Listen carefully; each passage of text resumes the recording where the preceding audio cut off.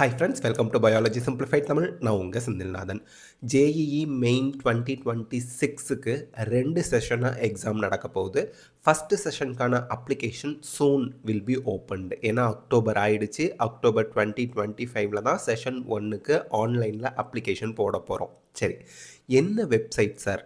jee main.nta.nic.in இதுதான் official வெப்சைட்டுங்க. Okay, இப்போ வந்து பார்த்தீங்கன்னா நமக்கு 2 செஷன்னு சொல்கிறீங்க. ஃபஸ்ட்டு செஷன் எக்ஸாமினேஷன் எப்போ நடக்கும்? ஜனவரி 2026 நடக்கும்.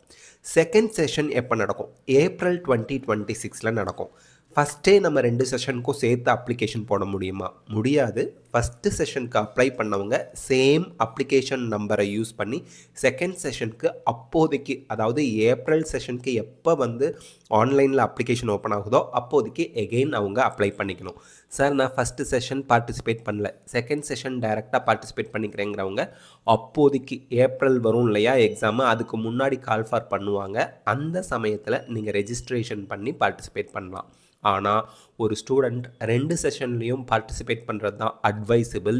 ஏன் அப்படின்னா, எந்த செஷனில் அதிகமான மதிப்பெண்கள் வாங்குகிறோமோ, அதிக ஸ்கோர் வாங்குகிறோமோ அதுதான் நம்ம யூஸ் பண்ண போகிறோம் அட்மிஷனுக்கு. ஓகே, இப்போ நமக்கு 2 பேப்பர் ஆஃபர் பண்ணுறாங்க ஜேஇஇ மெயினில். அந்த 2 பேப்பர் என்ன அப்படின்னா, பேப்பர் 1 வந்து பிஇ பிடெக் கோர்ஸுக்கும், பேப்பர் 2 வந்து பிஆர்க் அண்ட் பி பிளானிங் கோர்ஸுக்கும் ஆஃபர் பண்ணுறாங்க. ஒரு ஸ்டூடெண்ட் இந்த 2 பேப்பருமே எழுதலாம், இல்லை என்ன அவங்க விருப்பப்பட்ட கோர்ஸில் ஜாயின் பண்ணுறாங்களோ அதுக்குரிய பேப்பர் எழுதுனா போதும். நான் பிஇ பிடெக் மட்டும்தான் சார் படிக்கணும்னு விரும்புகிறேன் அப்படிங்கிறவங்க பேப்பர் 1 மட்டும் எழுதுனா போதும். நான் பிஆர்க் படிக்கணும்னு நினைக்கிறேங்கிறவங்க பேப்பர் 2 எழுதுனா போதும். ஸோ நீங்கள் தான் சூஸ் பண்ணிக்கணும். இல்லை சார், 2ல் எது எனக்கு பெட்டர் ஸ்கோர் வருதோ அதை நான் ஜாயின் பண்ணிக்கிறேனே அப்படின்னா 2மே கூட நீங்கள் அப்பியர் ஆகலாம். ஓகே, இந்த ஜேஇஇ மெயின் இந்த ஸ்கோரை வச்சு என்ன பண்ணுவாங்க அப்படின்னா, NIT, triple IT, CFTIs centrally funded technical இன்ஸ்டிடியூஷன்ஸ்னு சொல்லுவாங்க. இங்கெல்லாம் இன்ஜினியரிங் அட்மிஷனுக்கு இந்த ஜேஇஇ மெயின்ஸ் எக்ஸாமினேஷன் மார்க்கை தான் பயன்படுத்துகிறாங்க.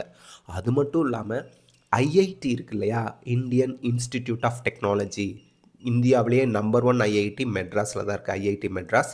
இந்தியாவிலேயே நம்பர் 1 என்ஐடி திருச்சியில் இருக்குது, என்ஐடி திருச்சி. ஓகே, ஐஐடியில் ஜாயின் பண்ணுறதுக்கு ஜேஇஇ மெயின் எக்ஸாம் தான் எலிஜிபிலிட்டி டெஸ்ட். அதுக்கப்புறம் ஜேஇஇ அட்வான்ஸ்ட் கிளியர் பண்ணுறவங்க தான் ஐஐடியில் அட்மிஷன் வாங்க முடியும். ஸோ ஜேஇஇ மெயின் அப்படிங்கிறது டைரெக்டாக என்ஐடி, ட்ரிபிள் ஐடி, சிஎஃப்டிஐஸ் இங்கெல்லாம் ஜாயின் பண்ணுறதுக்கு டைரக்ட் எக்ஸாமினேஷனாகவும், ஐஐடியில் ஜாயின் பண்ணுறதுக்கு எலிஜிபிலிட்டி டெஸ்ட், அதுக்கப்புறம் நீங்கள் ஜேஇஇ அட்வான்ஸ்ட் கிளியர் பண்ணணும். அதுக்கு ஜேஇஇ மெயின்ஸில் சர்டன் பர்சன்டேஜ் வாங்கியிருந்தால் தான் நீங்கள் என்ன பண்ண முடியும், ஜேஇஇ அட்வான்ஸ்டுக்கே எலிஜிபிள் எழுதுறதுக்கே அப்படிங்கிறத நம்ம ஞாபகம் வச்சுக்கணும். அதுக்கடுத்து ஜேஇஇ மெயினை பொறுத்த வரைக்கும் ஒவ்வொரு செஷன்லையும் 2 ஷிஃப்டாக கண்டக்ட் பண்ணுவாங்க. மார்னிங் ஷிஃப்ட் வந்து காலையில் 9 மணிலேருந்து 12 மணி வரைக்கும் நடக்கும்.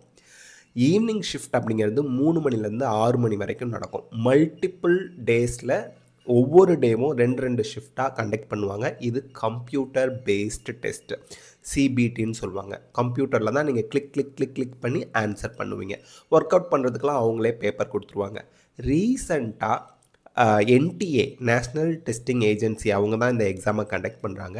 சில ரெகுலேட்டரி இன்ஃபர்மேஷன்ஸ் வந்து ஸ்டூடெண்ட்ஸ்க்காக ரிலீஸ் பண்ணியிருந்தாங்க. என்ன சொல்லியிருந்தாங்க அப்படின்னா, உங்களுக்கு தேவையான சர்டிஃபிகேட்ஸ் அப் டு டேட் வச்சுக்கோங்க. பர்டிகுலராக ஆதார் கார்டு, அதுக்கப்புறம் ஃபிசிக்கலி சேலஞ்ச் ஸ்டூடெண்ட்ஸ் அவங்களுக்கான சர்டிஃபிகேட், அதுக்கப்புறம் கேட்டகரி சர்டிஃபிகேட்னா OBC, non creamy layer, economically weaker section, SC ST students வந்து அவங்களுக்கான கேட்டகரி சர்டிஃபிகேட்ஸ் பக்காவாக ரெடி பண்ணி வச்சுக்கோங்க.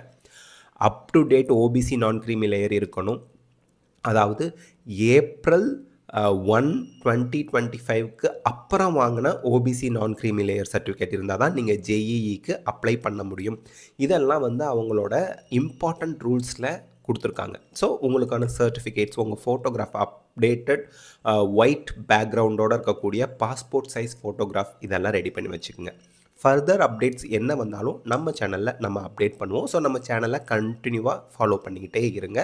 உங்களுக்கு JEE மெயின் 2026க்கு ஆன்லைனில் அப்ளிகேஷன் போடுறது ஸ்டெப் பை ஸ்டெப் நம்ம அந்த எப்படி அப்ளை பண்ணுறதுங்கிற டெமோ வீடியோவும் நம்ம சேனலில் அப்லோட் பண்ணுவோம். ஸோ அண்ட் உங்களோட எந்த ஒரு டவுட்டாக இருந்தாலும் அதை கிளாரிஃபை பண்ணுற விதத்தில் நம்ம வீடியோ அப்லோட் பண்ணிக்கிட்டே இருப்போம். ஸோ JEE மெயினுக்கு இன்ஜினியரிங் ஆஸ்பிரண்ட்டாக இருக்க அத்தனை பேரும் அப்ளை பண்ணணும். அண்ட் அக்டோபர் 2025 ஆயிடுச்சு. சூன் அப்ளிகேஷன் ஓப்பன் ஆகும். ஓப்பன் ஆகையில் நம்ம கண்டிப்பாக நம்ம சேனலில் அப்டேட் பண்ணுவோம். ஸோ இந்த வீடியோ உங்களுக்கு ஹெல்ப்ஃபுல்லாக இருந்தால் லைக், ஷேர், கமெண்ட் பண்ணுங்கள். பயாலஜி சிம்பிளிஃபை தமிழ் சேனலுக்கு சப்ஸ்கிரைப் பண்ணுங்கள். Because your support is our strength. Thank you.